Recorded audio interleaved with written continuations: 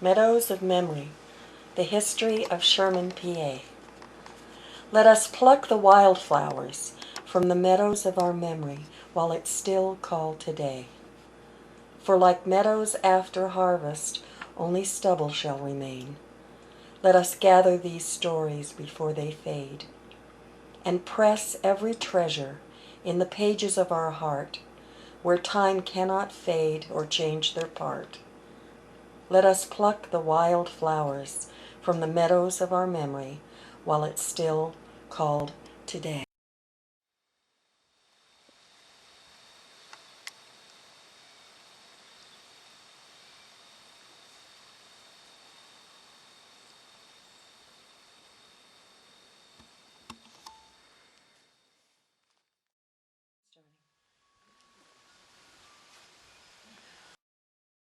My name is Hilton Evans. I'm from Deposit, New York. I have owned and published the Deposit Courier newspaper for the last 39 years. Our circulation includes that of Sherman, Pennsylvania, and my family is originally from Sherman, Pennsylvania. My great uncle was Clare Francis Littell, who wrote his memoirs in the 60s. And Clare Littell was a brilliant man, obviously. He was born and raised in Sherman, Pennsylvania. He became a teacher at the school at the age of 17 years old.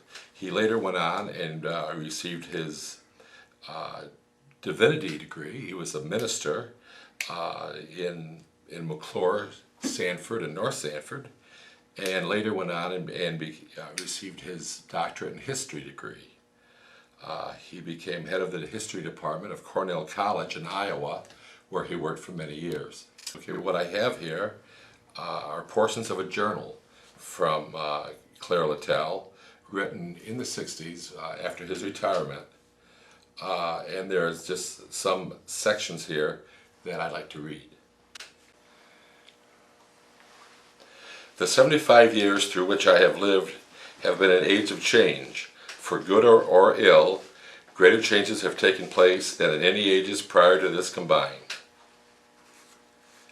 I came into the world where there was no means of communication quicker than the telegraph, and no one thought of getting a newspaper, and through it contact with the outside world, more often than once a week. Our homes were lighted with kerosene lamps and heated with wood-burning stoves. There was no running water in our houses, but the region abounded with living springs, so that no one lacked for water near their house. Our means of travel was the horse and wagon, although a few still depended on a team of oxen. All farm work was done by horses and oxen, and even the mowing machine was of such a novelty that many farmers still preferred to do their entire haying by hand.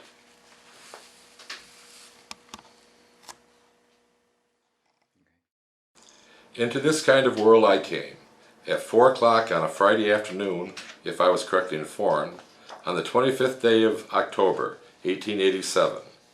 It was a quiet valley on what was commonly known as the Hill, west of the village of Sherman, in the extreme northeast corner of Pennsylvania. My parents' little farm lay up against the New York state line, and we were the last family in Pennsylvania.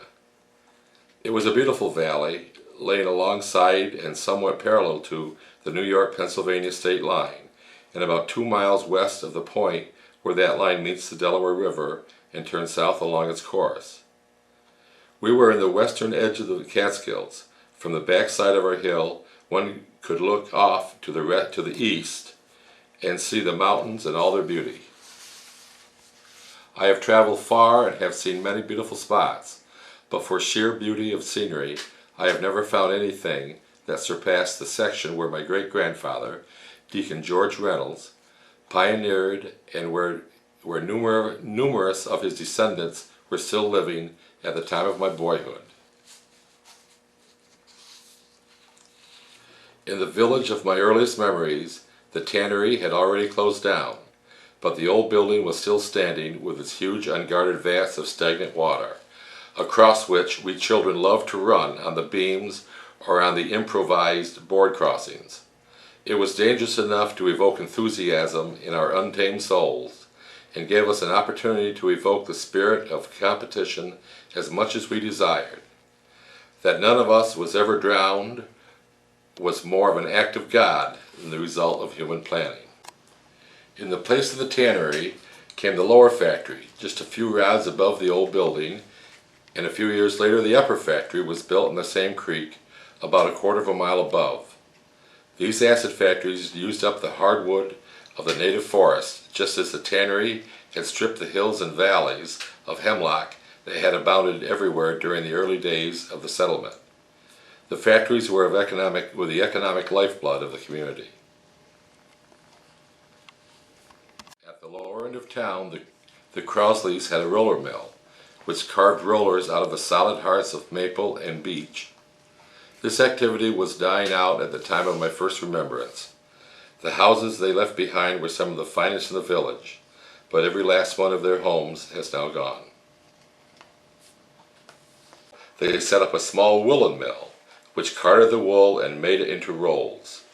These, in turn, were spun into yarn by the women of the various households, and then knit into mittens, socks, and other articles of clothing for our winter use. In the angle between our hill road and the main street of the village stood a two-room school building where children, some 65 or 70 in number, received the rudiments of their education. There were 2 blacksmith shops in the town, where the numerous horses were shod and the repairs for the wagons and sleighs and other pieces of machinery were made. At the time of my first recollection, there were several yoke of oxen still in the neighborhood. They too were shod by our blacksmiths. Next door to the lower blacksmith shop was a wagon shop, where a skilled workman made wagon wheels, sleighs, and other means of transportation for the use of their patrons. The second blacksmith shop stood just west of the Presbyterian Church. The tops of the hills were covered for the most part by forest of original maple sugars, and here we made syrup and sugar that furnished a large part of the sweetening needed in our families. Bee trees, which were found during the winter, did the rest. We were handicapped by having no sugar bush on our place, as my grandfather had cut off all the timber to sell to the railroad at Hale Eddy before he went off to die in Virginia in the Civil War. Writing as I do so many miles and 70 years away from the scenes of my childhood, at times it all seems like a dream. Yet much of the surroundings are etched in the panorama of my memory. That ends the portions of the journal, Clare Littell's journal for now. He wrote a lot more about the rest of his life here. As we were going through the albums from the early family, I did notice a photo of my grandparents' home in Sherman. And it's where my father Bruce and Uncle Hilton, Claire, and their 3 sisters were reared or were raised. The house is now gone. I've never seen it really. Actually, I've never really seen the house except for a photo or 2, and this was quite a stunning thing to me to see the photo of that house in the album. Quite a find. Well, I'm really pleased that you personally benefited Right, by the right, search we did through right. these photographs. And I want to thank you so much. Well, Lauren, I want to thank you for all of your hard work and Nell's hard work in this endeavor. And it's a great thing because I don't know if no one has ever done this before about Sherman, and it's a fascinating community.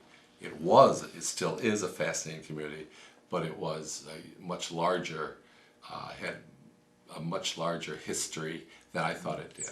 Well, and thank you too for documenting it through the years. Okay. The Courier's done a fine job doing that over the course of time. Thank you, Lauren. Pleasure working with you. Thanks, Ellen. And you. Thank you, Lauren. Go ahead. I'm here with Paul Early today, and we're discussing his grandfather, Good. and that's Halleck Early. And Halleck Early, you had said, was responsible for the name New Baltimore, its original name. Can you tell me about that? Well, as I understand, Halleck Early, this is the old boy right here, he came here in 1831 and started a lumber business. He was one of the first settlers here. People kept coming in. Business came in. And he hired people, right? He hired... Apparently, yeah, he must have, yeah. And started growing the community of New Baltimore. Yeah. And I understand that in, 1876, I found out that there was another New Baltimore in probably. Pennsylvania, so they had to give it a different name, Yeah. and they named it Sherman in 1876. But it's interesting that your grandfather actually named it New Baltimore. Yeah, well, Now, can you tell us a little bit about this photograph here that you have of Sherman, and why the hills seem so barren? Can you tell me what might have been going on then? this fracas over here, that was one of the acid factories.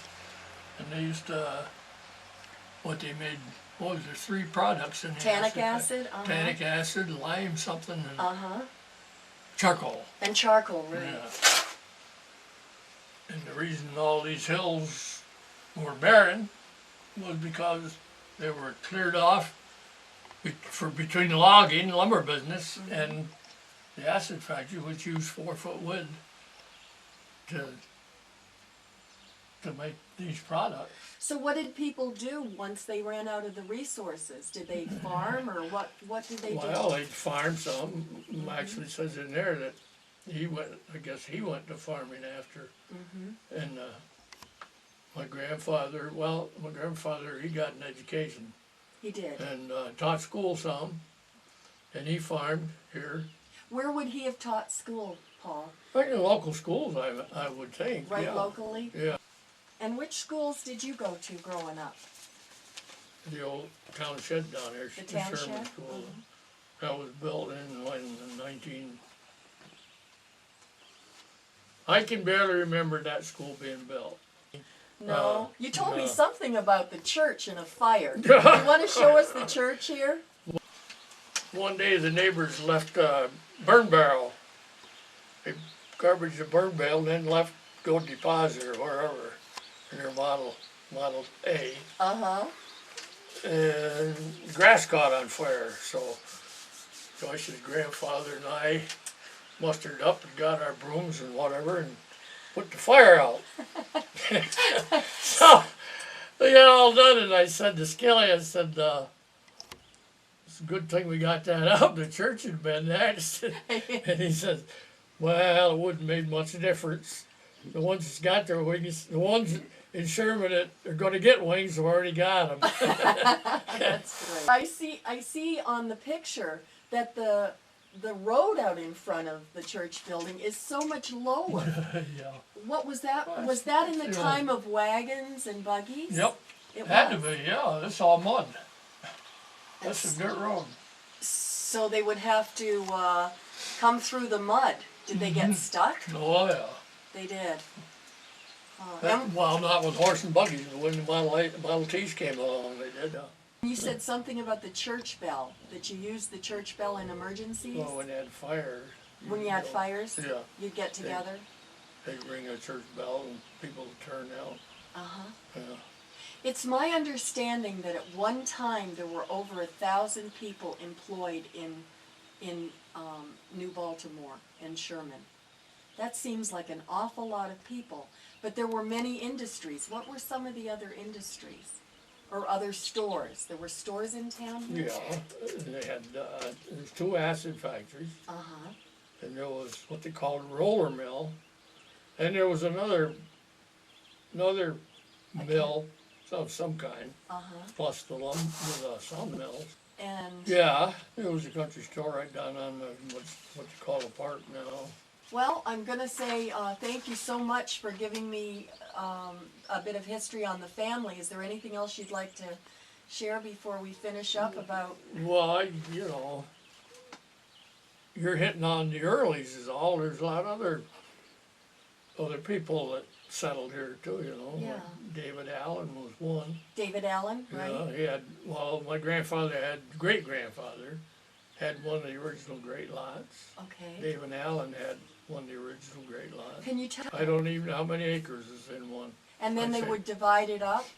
Yeah, then the whoever had community? it would divide it up, sell lots off or whatever, Mm-hmm. as far as I know. Right. What do you think about the community and how it's changed?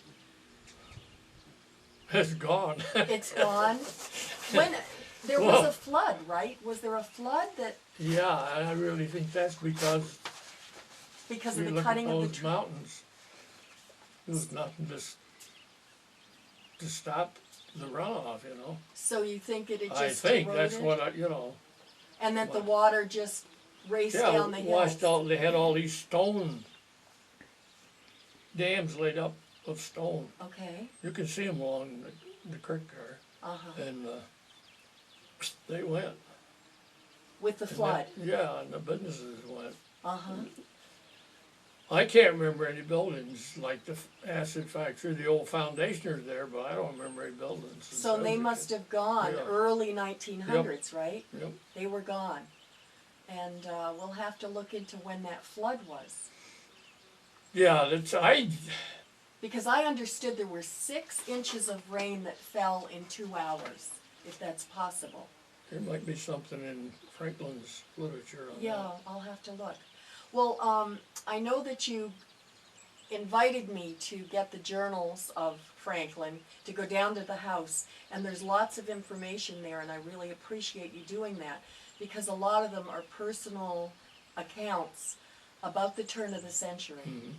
So I just want to thank you again for sharing You're some of wel- your family history, and I think we'll be interviewing Joyce on Saturday, where she'll tell us a little bit about how you courted and what life was like on the farm.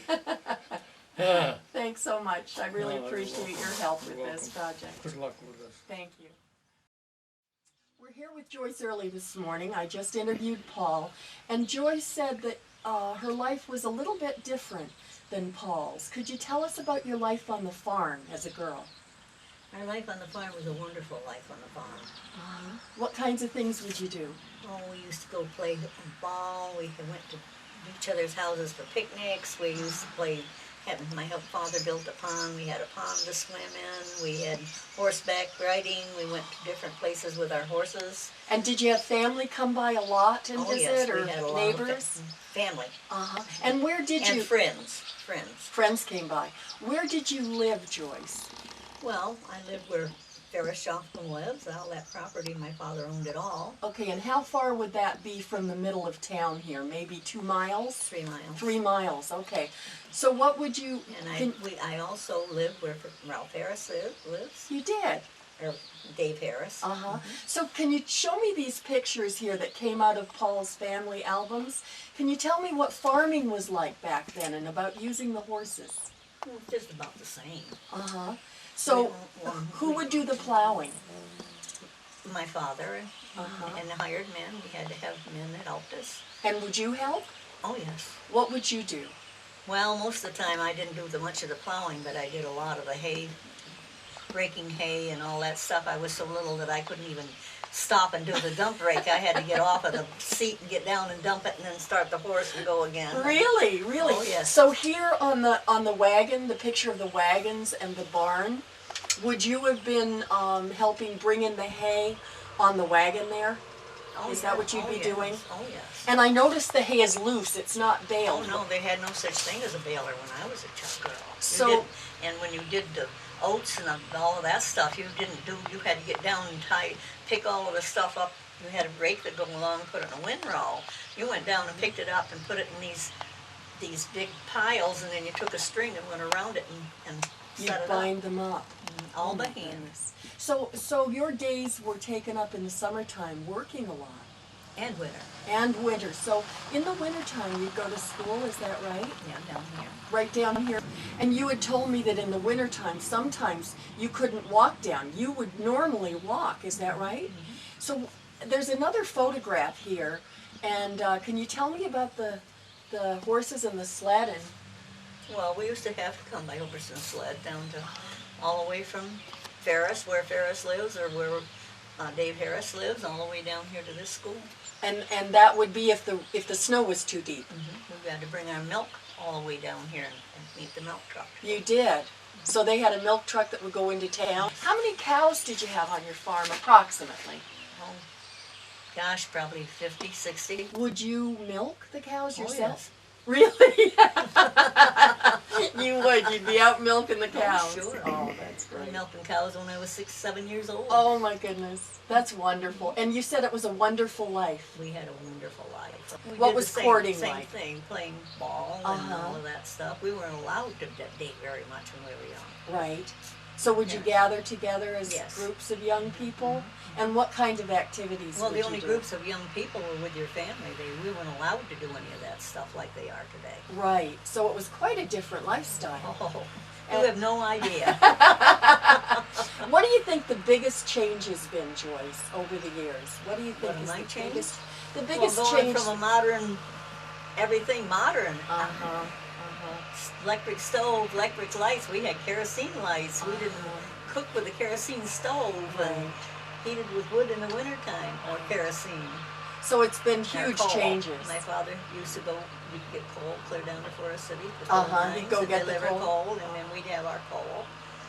Wonderful. Well, I so appreciate your talking to us today and for sharing your beautiful albums.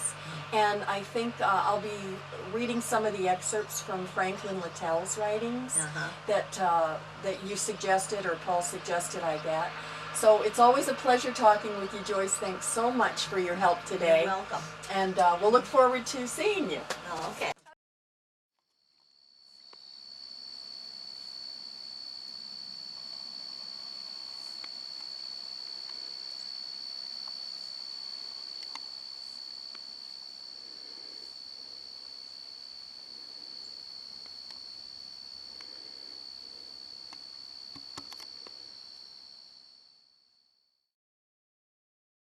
Here today with Ginny Lobdell, my neighbor.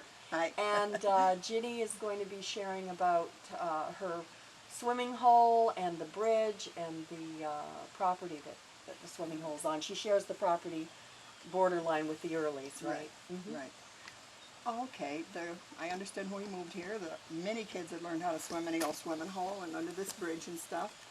And my kids all learned to swim there, my 4 children. Did they? And most of my grandchildren have learned to swim there.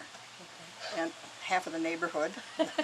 The church Bible school used to come down and swim when it was hot and during Bible school until they got rowdy and the Reverend kept them home because they insisted on jumping off the bridge into the water repeatedly. So what kinds of things would the kids do in the neighborhood? In the neighborhood?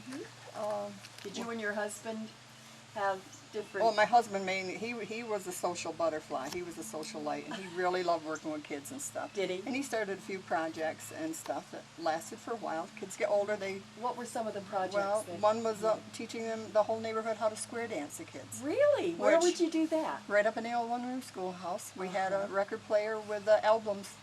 And to start them out, each adult would take a child and be their partner and walk them through the calls, do-si-do, element left, and all that, swing your partner and all that stuff, until they got, going pretty good, and then we'd stand back and pair them up, and they would learn to dance, which a lot of them have said, so many kids in this day and age don't even know how to square dance. No, they don't even know where to begin. Right. And back, it's hard to find a place to square dance now, but back when the older kids were like in their 30s, and some of their 40s, there would be barn dances, and they were glad they knew how to dance. Absolutely. And then we also, Vern also had the Easter egg hunt every spring for like 3 or 4 years.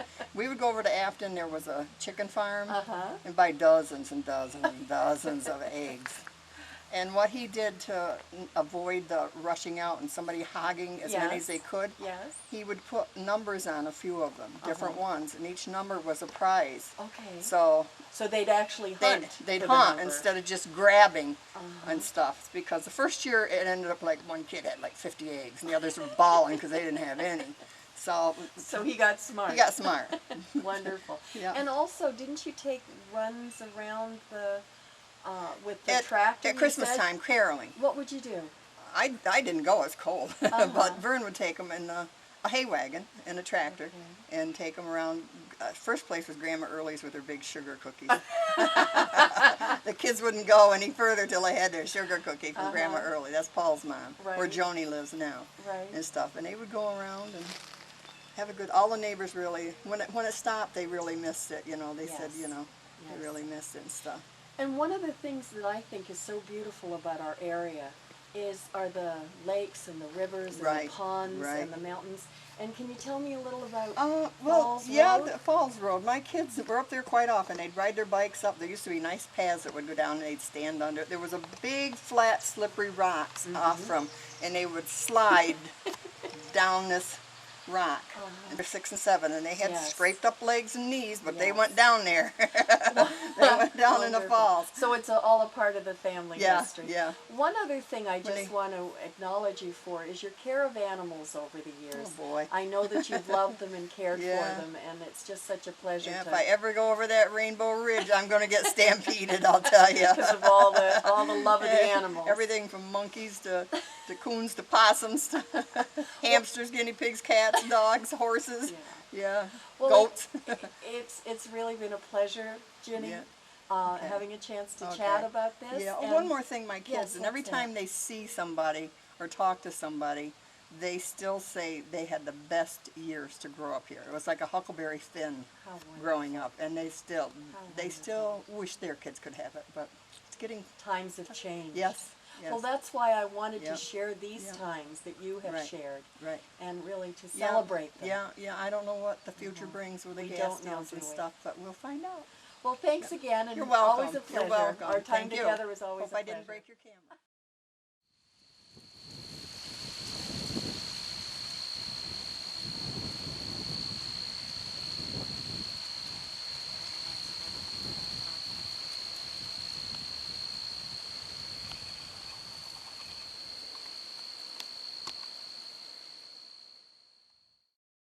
To see you today. This is Carl Egner, and Carl we affectionately call the Mayor of Sherman, just because Carl has been caring for the affairs of the town, also taking care of the cemetery up on the hill. Right, Carl? Yes. Can you tell me a I was little 12 about years old. since you were And, 12 years old? Yes, Uh-huh. and they started the cemetery was the road comes off the mountain near the cemetery, the old New Baltimore Road. Okay. And as you come down the hill, at the foot of the hill was where they ground apples. Oh, the mill, the cider Yeah, mill? Uh-huh.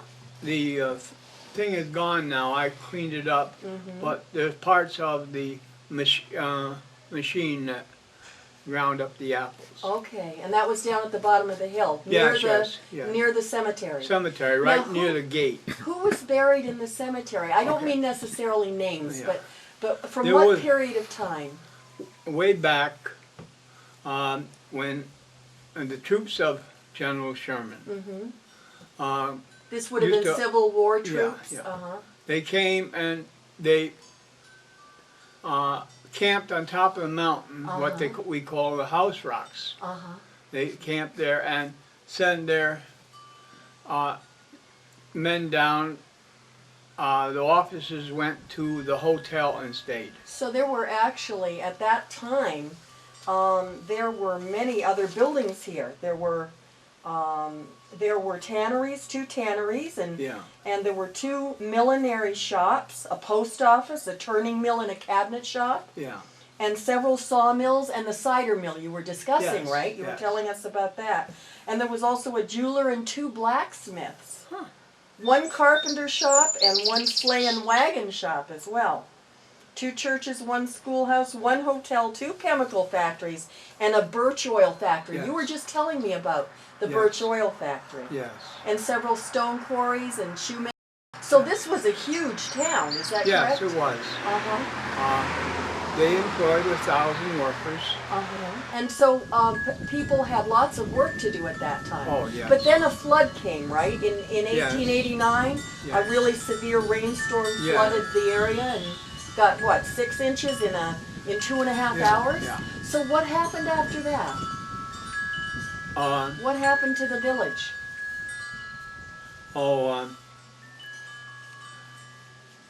It tried to survive, but it gradually dwindled down. It declined? Yes. And then what would people do? What did Oh, they people were do? farming and Oh, they did? farming in the back. And they still had sawmills. They Still did? run, yes. Uh-huh. Yes. There was dams. We had the Jackson Dam up here, and up near the Mountain Road. Okay. Then we had the down where about where Mrs. Jones's place used to be. There was a dam there, and below that was a woolen factory. Okay, so when those dams broke, even logs and all Yes. kinds of factory equipment got washed down with it. Yes. How about the people? Did they survive? I mean, were there any loss of life, or did people I don't just... think they lost life. It was, Okay. they mostly did what they had to survive. Now this is the flood here, right? This is Yeah. pictures Yeah. of the flooding in the area. Yes. And obviously it was a running rampage, about 5 feet of water through the Yeah. town apparently. Huh. And so you grew up in a town that didn't have a lot of opportunity for work, right? No. And so what kind of work did you do as a child? Farmer. Farmer? Farmer, and learned to cut stone. You did. Can you tell me a little about the quarries in the area? The quarries, most every mountain had some quarries around Sherman, around the village, and they would only cut enough to survive. Sometimes they would build some kind of fire to keep warm in the winter, so they could, and put a cover over it, so they could take out stone. Okay. I noticed even this morning they were taking some stone out. They are stones. Now here we have a picture of a raft on the Delaware. Yes. Now would this be a means that they would transport some of their goods, Carl? Yes. Are those logs they're bringing There's downstream? logs, but they had more or less rafts, like freight rafts. Okay. They were, and they would. Some of them would come from deposit, and then they get down near Hale Eddy and pick up with what Sherman had, Okay. or Okay. New Baltimore, New Baltimore. and And you said some of the Native Americans on the river would transport some of their goods too? yeah, their hides. They get a Okay. better price downriver Okay.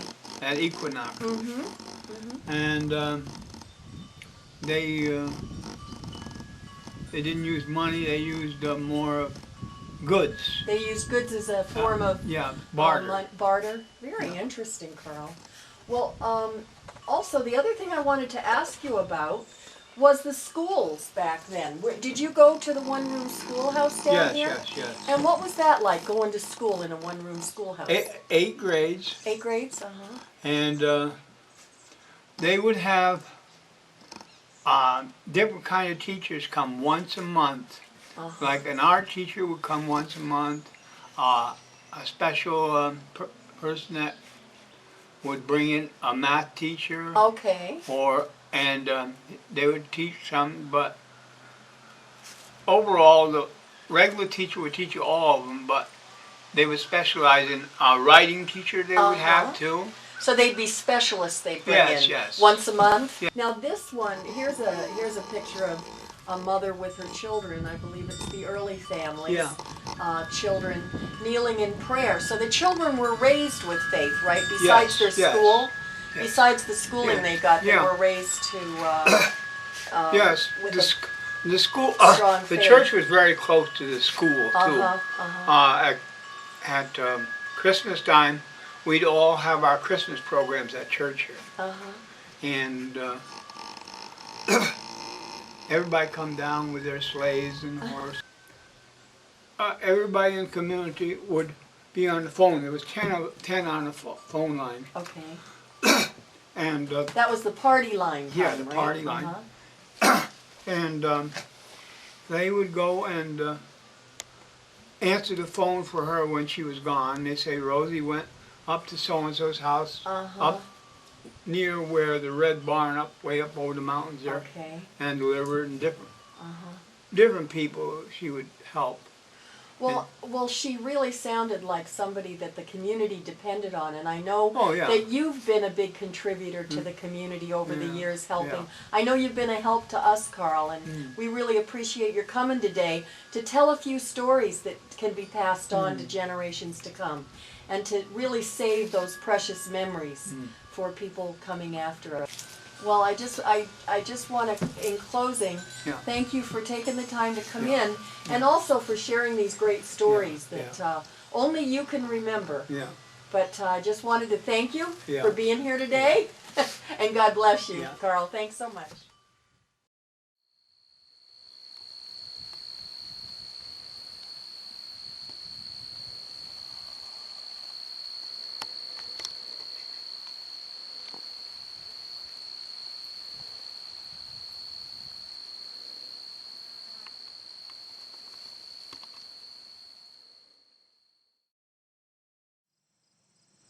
We're at the Sherman one-room schoolhouse, and we're going to be joining Bert and Becky and Ginger.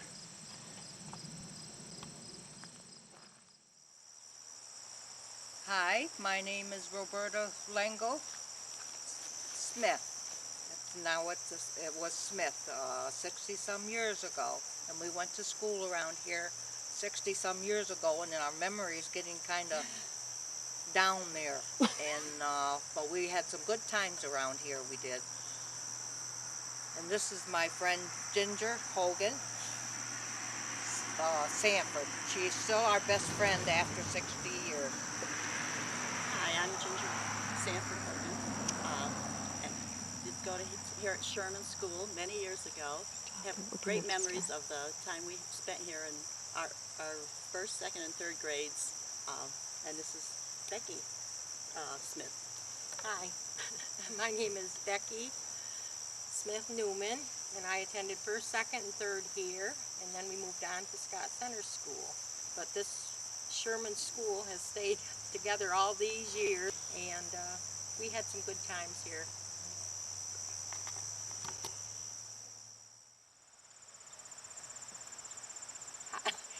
The main thing I do remember is my brother, for some reason, put boxing gloves on me, and that's stuck in my mind all these years. I mean, back then, where we got boxing gloves, I don't know, but I think it was the Maycomber boy.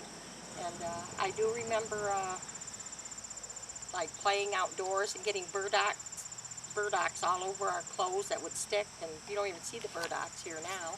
That was playtime. It was. That was playtime. Yeah. We had a lot of recesses. Go out and kept going around and around the building for some reason. I think. It was like our recess, but we seemed like we had it every and half hour. And the Sherman steps must be either we were in a hurry to get in, or in a hurry to get into the schoolhouse, because there was quite a long steps down this. It seemed down long to us. It was. Well, it is. We can see it now. Yeah, you can see some of the stones. And how many children would there have been in that in the school at the time, Ginger? There probably was like 30, probably 20, probably 30 or 40 children. It went first through 8th grade, and there were a lot of older children, and so many in each class. Sometimes if there weren't many in one class, they would move them ahead if they were able to do the next grade. They were in different classes. Yeah. They weren't just like first grade, second grade, third grade, fourth. They went right up, fifth, Okay. sixth, seventh, eighth, I think. Right to 8th and grade. then after a while, we went over to Scott Center School, and then we went to the big school of the Deposit, which was terrifying for us because we were used to running around the schoolhouse all the time. The small school, Deposit did seem large. Yeah. We didn't have any big buses like they do now. It was just like they're the local people. I think my mom drove the school bus, and Early's. Back then you just got in a car, and that was our transportation. People Yes. would bring you by car here. Yes, Right, Uh-huh. yeah. they did. And do you remember your teachers at all? I don't remember the teachers at all. Uh-huh. No. Actually, I think it was I a man. think there was a when we were- man teacher. Man teacher. And Yeah. would you help each other? Did the older students ever help the little ones, or? Probably somewhat, because you could hear all the classes. You'd have to be quiet. Yeah, Well, the because- other classes went on. Yeah, They would because have- we were in one room. We're all I mean, in one you know, room. you expect the One older chalk, kids one and the board, littler kids. blackboards up front, so. What We was would it watch like? the older classes as they did their work, and even though we were younger, we could still see and hear them. I And, see. yeah. So I don't know how the teacher really taught, you know, all the different grades at once, just being, you know, in Well, one he did room. one at a time, I think. So really. what was it like in the wintertime? You'd have Oh. to get here through the snow and Yes, everything? Yes, it was pretty Yes. cold. And you lived quite a distance, Yes, I right? think they must have had they had a stove in there. They had to have some Okay. Right. A wood wooden stove? or Uh-huh. something. I just don't remember it. And when you're young, you don't even think of those things, but No. it was a different kind of a different world. So you've stayed friends all these years? Yes, All yes. these years. All these years. that's And what was right. it like being twins in school? Because everybody around knows the Smith twins. Uh-huh. You know, all you gotta do is just say one of the Smith twins, you know? And both of you were left-handed. I understand that was an issue in school, Yeah, huh? I don't think Back she because No. I'm right-handed right now, but I do everything left-handed. Yeah. Only Okay. thing I I'm do is left-handed. right. And I think there Back was a then, thing. for some reason, they didn't think it was right for to be left-handed. I So what guess. did they do? I can actually, I think I can remember them hitting you with a ruler if you used the wrong hand. Yeah. And I think they wouldn't can't let you remember use it. that. They would, you know, That's just kind probably of. why we don't write. That's we're why I not can nice write writers. left-handed or right-handed. Yeah, me too. Okay. Yeah, it's funny But how I years just ago write they didn't right-handed, do know. everything else left-handed. So I think we got that from our From your little kids, childhood? From our childhood, Yeah. yes. Well, I really appreciate you coming today and taking the time to come out and talk to us a little bit about what it was like going to school here all those years ago. Any regrets? No. No. It was great. No. It was No. great Great. coming to school here. Because I we was think all because, friends. Yeah. because of this area, we got to know people, all this area, people from Scott Center, which the kids got to Hancock later on. So Right. you really knew all that big area around. Even when we got over to Scott Center School, we'd go to Lakewood for the Maypole dance. I do remember that, the Maypole dance. Our physicals were over there.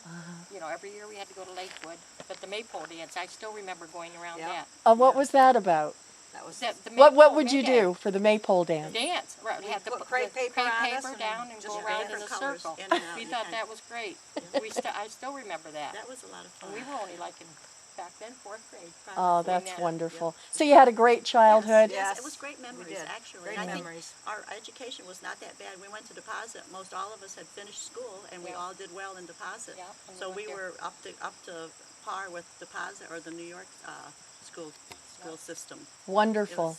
So I really, again, really appreciate all that you've shared today and for coming out today, Yeah, you're taking the welcome. time to share about the history of Sherman Yeah. and being a part of it. Yes. Thanks, It thanks hasn't everyone. changed much. It hasn't.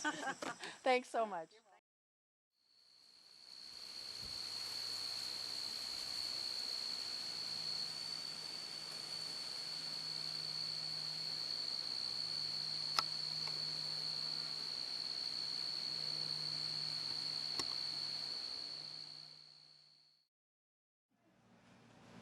Hi, I'm here with Bev Fudrick. She and her husband Rick manage the land of the Vikings. Yes. Can you tell me a little about the history of the land of the Vikings? Sure. In 1978, Sons of Norway purchased lands of the Vikings, which is now known as lands of the Vikings, from the local people that owned it, which was Dude Ranch at the time. Okay. Back then, it was a lot of local people would come. There was horses and all that sort of stuff. The bar was a well-known place for dancing, square dancing, and that sort of stuff. Now, Sons of Norway have bought it, the 3rd District. And that was in 1978. In 1978, Uh-huh. yes. What they have done is, the 3rd District has different lodges throughout the East Coast, from Maine to Florida, and they use this as their cultural center. I see. So can you tell me a little bit about the activities that are held here? Sure. It's usually used by lodges throughout the year. On the weekends, it's mostly weekend sort of things. From Friday to Sunday is our usual weekends, and the different lodges will come up and they'll have different activities. We do have rose mauling classes that Can come you up. tell me, I think there's an example of rose mauling Yes. right back here, and can you talk just a bit about the rose mauling and Sure.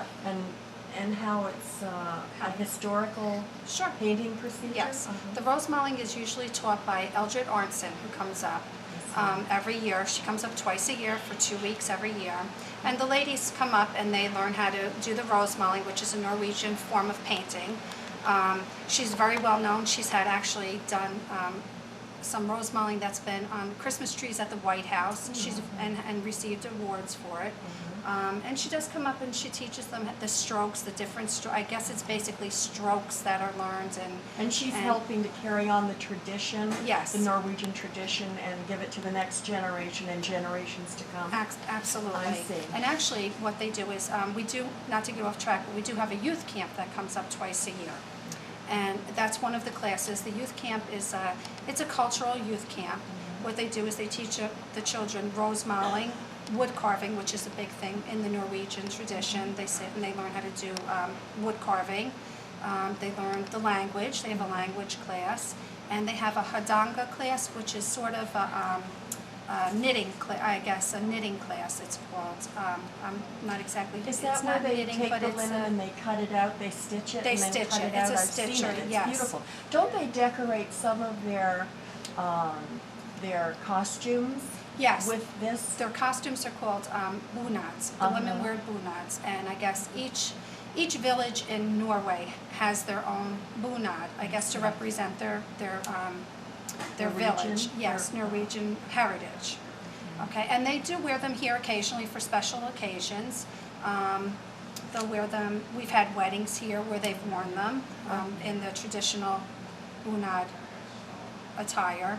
And the gentlemen also in their formal wear, their Norwegian formal wear. I'm not exactly sure of the term. And is that held primarily in the summer?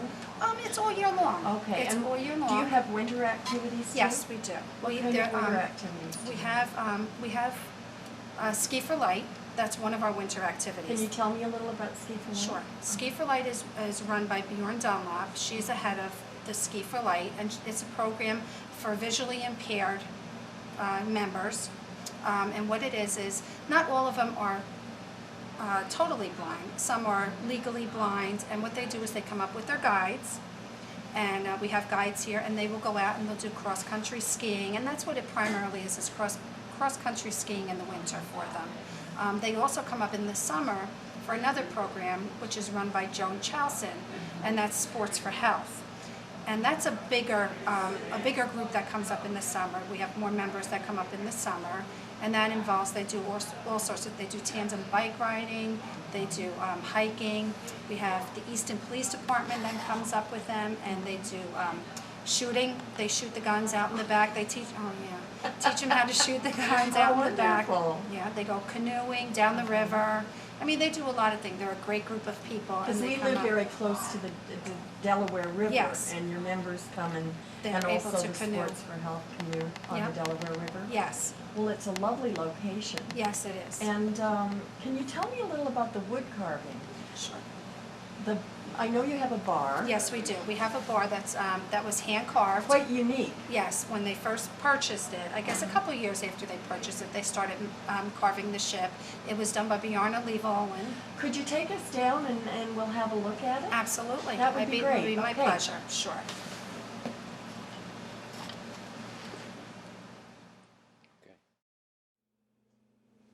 Bev, you said wood carving is a part of the traditional crafting of Yes. the Norwegian people and the Sons of Norway particularly. Yes, it is. This is absolutely magnificent. Can you tell us about it? Sure, I'd be happy to. This was hand carved by some of our members. Actually, the gentleman that did carve this, Bjarne Littell, his name is. He lives locally. He lives in upstate New York. He lives in Delancey, New York, actually, which is about an hour away. He and other gentlemen did carve this. They brought the pieces in piece by piece, and they bent it, I guess, to shape the ship. So And it's they- actually to the hand-carved. standard of a regular Yes, it is. Norwegian ship. It's Yes, built it to is. standard, just smaller. Yes, it is. Uh-huh. It's built, it's built half. We have half of a ship. The back of the ship is the bar area that we use. But many people, actually many people come in just to see the bar. They hear about Lands of the Vikings, and we're known for the bar, the ship at the bar. Everything is hand carved, as you can see. The head it's intricate, I guess you can call it. You know, the carving on the ship itself and how everything was bent, the wood was bent, and we're very proud of it at Lands of the Vikings, and Sons of Nori is very proud of it. Mr. Levolan is now in his 90s, and he still comes in to check it to make sure that everything is intact, and we're taking very good care of the bar. That it's still seaworthy. That it's still seaworthy, yes. So that's one of the things that they're very proud of with at Lands of the Vikings. Well, thanks, Bev. I appreciate you showing us this in particular. Absolutely. And seeing some of the detail, which Yes. is extraordinary. Yes, it's a piece of work, I guess that you can call it. You know, they've Beautiful. really taken an interest in it's their heritage. And its you know. preservation. Yes, the it preservation is. of Yes, the it is. So. Thank you You're so much. welcome. I appreciate your help. You're welcome.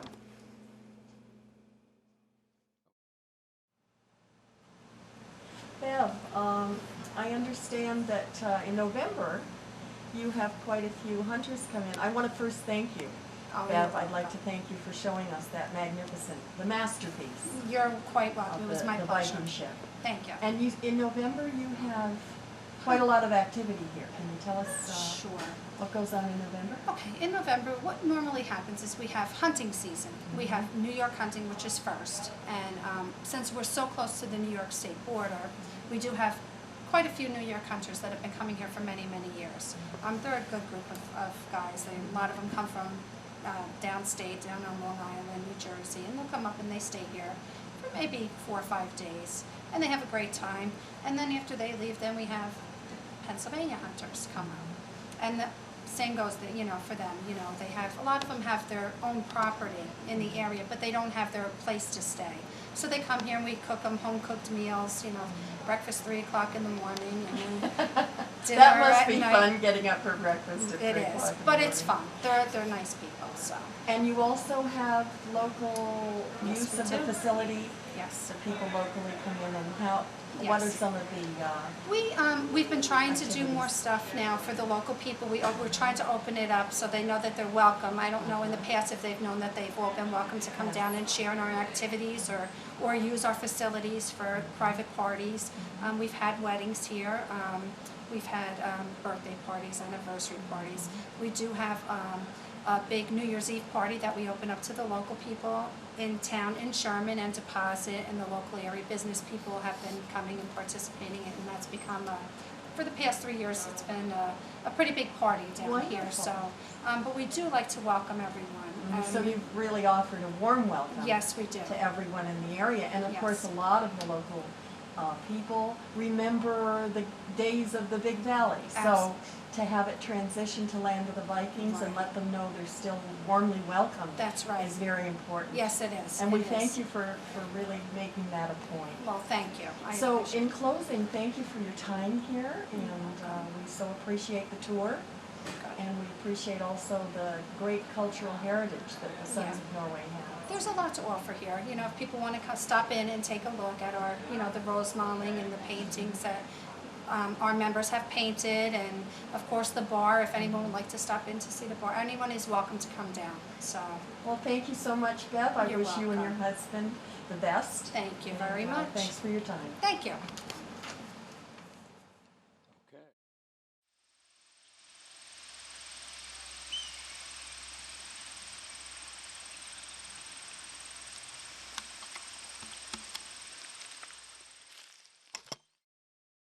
We're here today with Ann Parsons, the clerk at the Deposit Free Library, and Ann is also on the board of the Historical Society and happens to be the great niece of Willard Parsons. Can you tell us a little bit about the family history, what you're aware of, and his call to the ministry? Okay, Willard Parsons was born in 1842 in Franklin, New York, in Delaware County. He was the son of Joseph Porter Parsons and his wife Hannah Smith Parsons. He was one of 8 children born to them. Oh, and are these the people here, the children? Yes, these are the surviving children, and this, let's see which, I think you pointed this gentleman out up here. yeah, this gentleman is a young Willard Parsons. Okay, very good. And who else in there were you able to identify? Was the family able to Okay, identify? the only daughter was Elvira, who married Jephthah Kellum of down near, I can't think of the name, Equinox. Oh, in Equinox. Yes, Okay, I good. if you gotta remember. So that ties our communities together. Okay, yeah. Uh-huh. Please. Yeah, that ties our communities Okay, together. yes. So you said he was an extensive traveler. Can Oh, you yes, tell us a little bit about apparently that? he spent time in Europe. He visited the Holy Land. He brought back some dried flowers from the Holy Land, and he also spent some time in Algiers recovering from a serious operation. Oh my goodness, so he was quite a traveler. And Yeah. where was he educated? He was educated at the Delaware Literary Institute in Franklin. His father at one time was on the board there, and then in 1871 he graduated from the Union Theological Seminary in New York City, which is now part of Columbia University. Oh my goodness, that's a wonderful education. Mm-hmm. And what brought him to the small community of Sherman, which wasn't so small at that time, right? What brought him there? Well, apparently he served for 3 years as in Brooklyn, New York. And then later he accepted the in 1874. In 1874, he accepted the call to Sherman, Pennsylvania. And I believe it was 1877 when they actually built their church building. Can you tell me, you said something about him helping in that building? Apparently, he was one of the people responsible for building the church there in Sherman. Okay. So then he preached to the congregants there in Sherman. And can you tell me a little bit about what inspired the people in his preaching? Well, he remembered his work in the missionary work in Brooklyn, the poor children who didn't get out of the city. And he talked to them and asked them to, if they would be interested in having a child from the city for a period of time. And in 1877, he preached the sermon, and then then in the following year, he made arrangements for these children to come to Sherman, Pennsylvania. And so people began to open their homes To these children for to a the period of children. for a period of weeks, you know. Okay, as a summer, As a summer. And they'd project. go and pick them up at the railroad station and bring them out into the community for the fresh air. And is that where it got its name? Yes, it was. Can you tell me about that? An earlier newspaper had sponsored him, Okay. and then later on the Tribune, which later became the Herald Tribune, All right. sponsored him.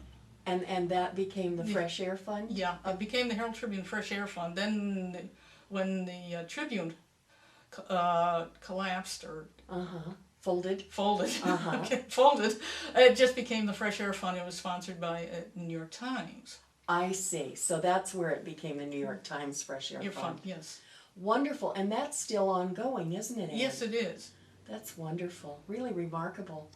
Well, I appreciate your contribution to our time here. And I wanted to ask you just a little bit more about his pictures as a young man. And that would have been when he entered the ministry, or I not really sure? don't know when they were taken. Okay, the center one looks like he was a bit older, maybe. Yeah, Maybe I his think that was when. travels. Yeah, when he was a manager of the Tribune Fresh Air Fund. And very distinguished looking gentleman. Oh, very. Very nice. Do you know what he did after he left Sherman? Is there any family? He lived in New York City. He was married. We don't know that much about his wife, Okay. other than the fact that she at one time lived in Buffalo, New York. All right. And he did have no children of his own, did He he? had no children of his own. They had no. But he certainly had many, many children, didn't he? And blessing them with a chance to come out to the country. Oh yes, and he used to. The Parsons family used to help him. I have an uncle Leslie who was telling about helping him take the children from New York City up to Deposit and all the places in between. Oh, that's wonderful. And his brother Henry was the advance manager for him. He would go to these cities and collect get the publicity for the Fresh Air Fund. Okay, and go ahead of the program Yes. to solicit support from the city? And make arrangements and things like that. Well, that was a tremendous endeavor. And do you know how many families were involved initially? Was it just a few families? I think it was about 9 Okay. in the originally. And then it grew into this amazing program that's lasted all these years. Mm-hmm. Yes, it did. Well, we're very excited. Thank you so much for your support in sharing with me all the information you've given me for the Historical Society in Equinunk. I also appreciate all the research you've done to support my work, and I just wanted to thank you today for your efforts. Oh, okay. Oh.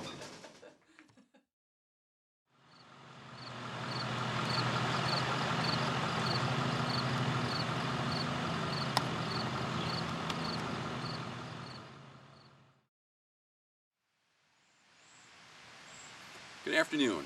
My name is Pastor Joe Axtell, and I am the pastor of this church. And this church used to be called the Scott Presbyterian Church. It has now been renamed the Sherman Bible Chapel. And we are glad that you are here with us this afternoon, and I would like to invite you in to spend some time together with us as we discuss and look back over the history of this beautiful place.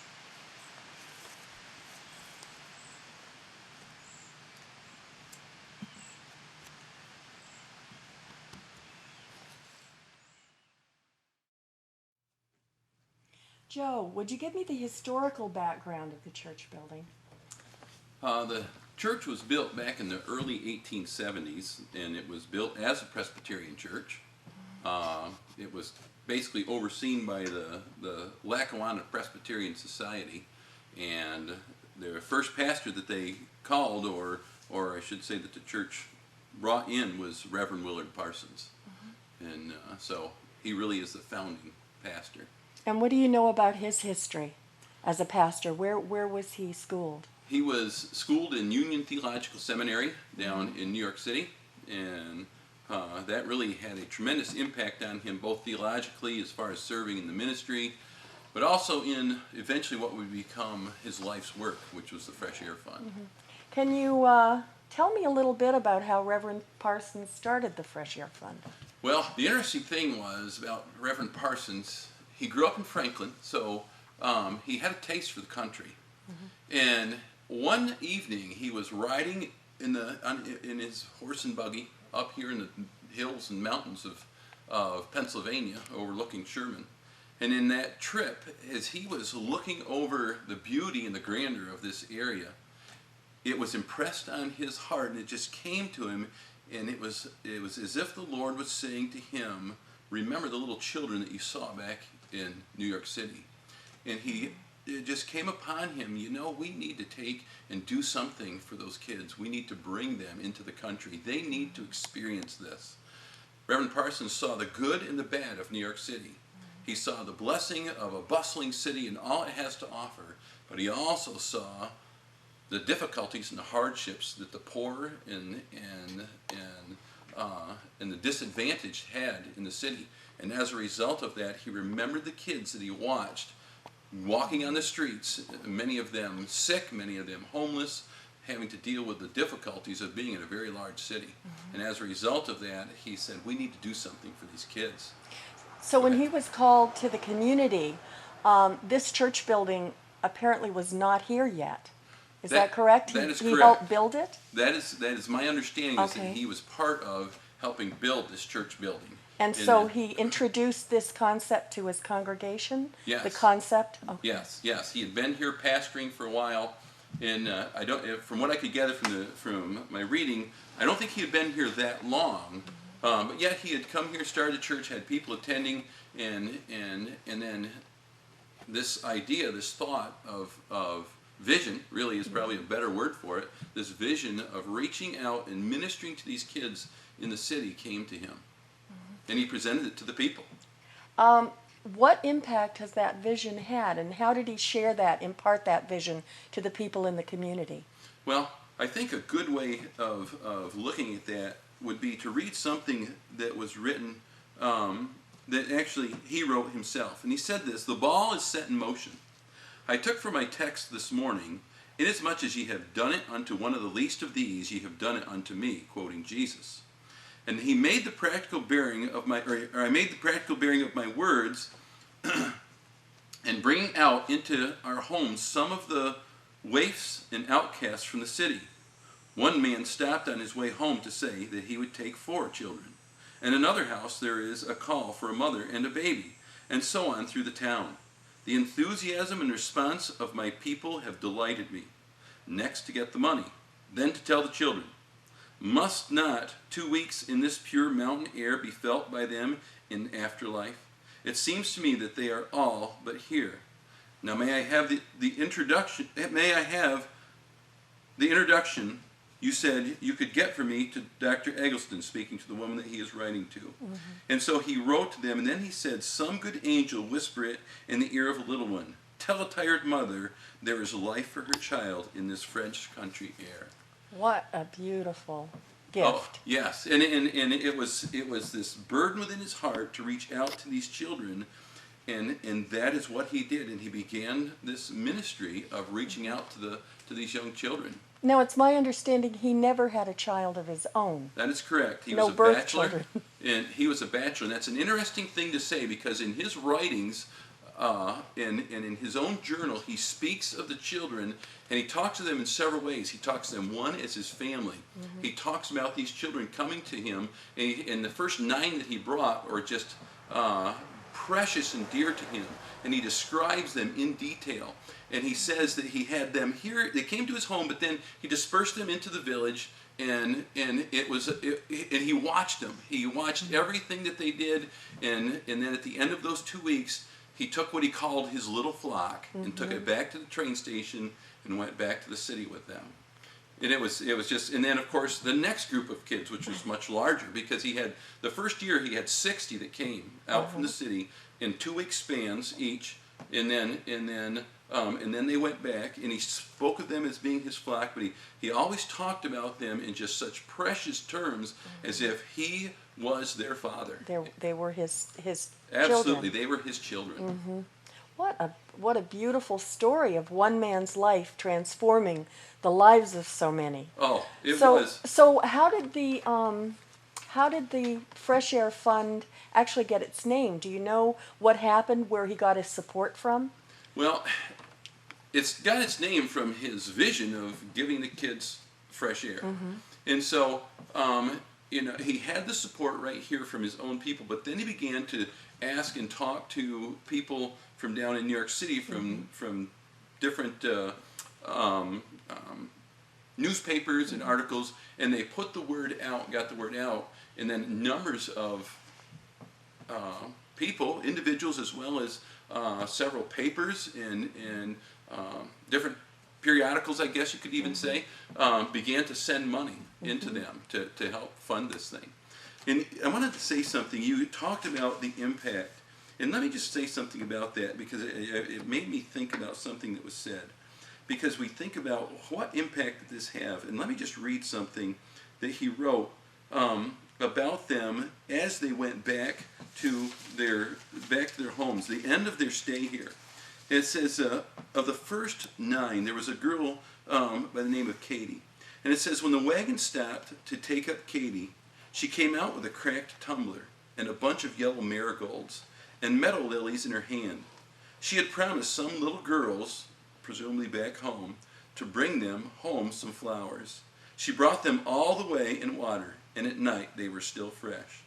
2 boys who carried a few clothes away in a basket brought back a larger wardrobe in a pillowcase, and in the basket they had a pair of live chickens. They took them back to New York City with them.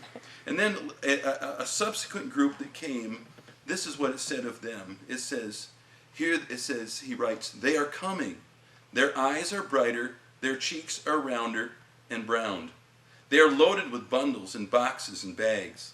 Apples, pumpkins, butter, eggs, mosses, leaves, vines, ferns, clubs, melons, beech nuts, butternuts, ripe tomatoes, grapes, crab apples, gourds, plums, and sticks of black birch.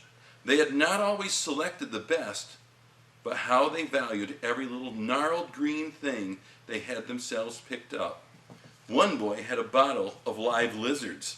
One little girl hugged a dowel and some flowers. Mr. Parsons had learned to fill his pockets with strings. He knew that many a worn wrapping and many a bit of weak yarn would give way before they got home. And you read these articles and you read what happened in the lives of these young people as they went back home, and they were they were forever changed. So the ripple effect into the community, not just this community, but the community they were going back to, was remarkable. It was remarkable. And how many children have been served? Do you know how many? To the present, about 1.5 million. Oh my goodness. And the first year there was 60. The second year there was 1,000. Coming to this little area in Sherman and Deposit and Hancock. Third year there was 2,000. And so for the summer they would give these kids, and some of them would come for 2 weeks. Some of them that had been here the year before would come back, and they would spend 4, 5, 6 weeks. There were some that spent a whole year, because what their goal was to reach the underprivileged, the poor, and especially those that are sick.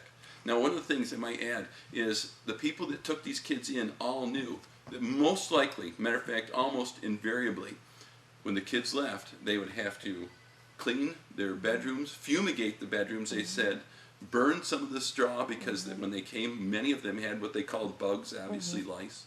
And they came here so disadvantaged and so underprivileged, but yet when they came and they left a totally different person than they were when they came. Truly transformed. Absolutely transformed. Now I understand that the Gardeniers ended up marrying one of the Fresh Air children. That is it's correct. my understanding. Yes. And she was long-standing in the community. Arlene Lovejoy was a long-standing member of the community, and also had family that started as Fresh Air children. Yes. Her grandmother was the one that had come out here. And both her and Elaine Hornberger, Arlene and Elaine, of course, are sisters, and they spoke fondly of the memories they had of their grandmother telling them how she came from the city and how this little community in Sherman radically transformed her life as a result of this whole Fresh Air Fund. Truly remarkable. It's a neat story. So what was the impact of his vision on you personally? Well, I'll tell you, when I came here to Sherman, I mean, it's kind of a long story how the Lord put this all together, but when we came here to Sherman, back, well, it's been 25 years ago now, we had started a church in our home, and we were meeting there, and it was growing, but we needed a place to put our burgeoning home church. And as a result of another man that was here, that was an interim pastor, you might as well say, from Practical Bible Training School at the time in Johnson City.